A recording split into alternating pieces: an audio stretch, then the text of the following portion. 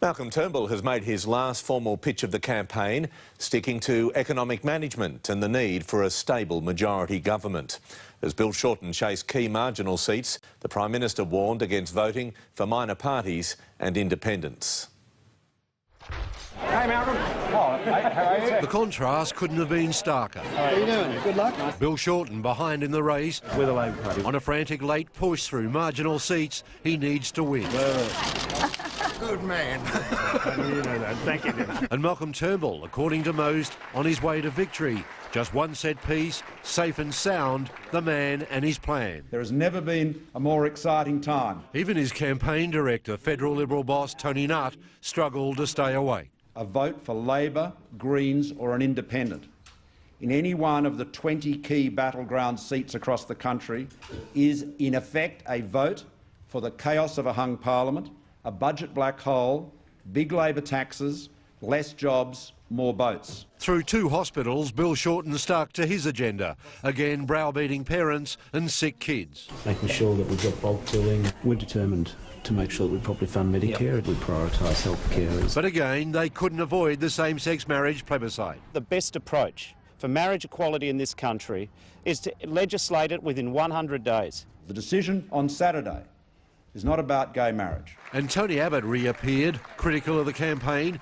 saying same-sex marriage is an issue because others have been ignored. National security has played almost no part in this campaign. Even border security has been just an intermittent visitor to the campaign. And while the Shortens got up close and personal with a baby born during the campaign, there are already questions and speculation about after the election, should he lose. Silly question, I'm afraid.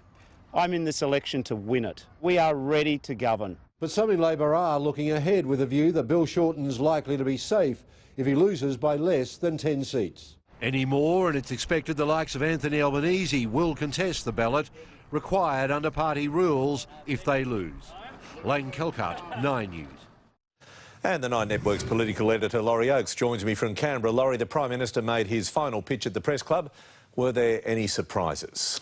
Well, Pete, at the end of an 8-week election campaign in which our leaders have slagged each other off mercilessly, Malcolm Turnbull went to the Press Club and promised a new kind of politics. Australians, he says, want their MPs to offload ideology and drop personal attacks. According to the Prime Minister, in troubled times globally, voters are looking for a greater sense of common purpose. And here's the punchline, Pete. In these uncertain times, we need to stick together. Stick to our economic plan. Suddenly bolting togetherness onto his economic message. Well, because the Liberals have picked up a new vibe in the electorate, resulting from the anger and bitter recrimination in Britain over the referendum to leave Europe. Worried Australians are saying, we don't need this sort of conflict here. And it's obviously showing up in party focus groups. So on election eve, the PM tones down the bagging of Bill Shorten and positions himself as Mr Consensus. Consensus inside the Liberal Party, though, took a bit of a hit with Tony Abbott's criticism that Mr Turnbull hasn't campaigned enough on budget repair and border security.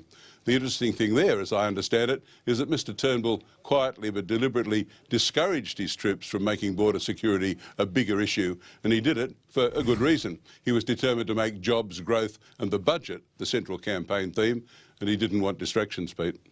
All right, Laurie, thank you. There have been more heated words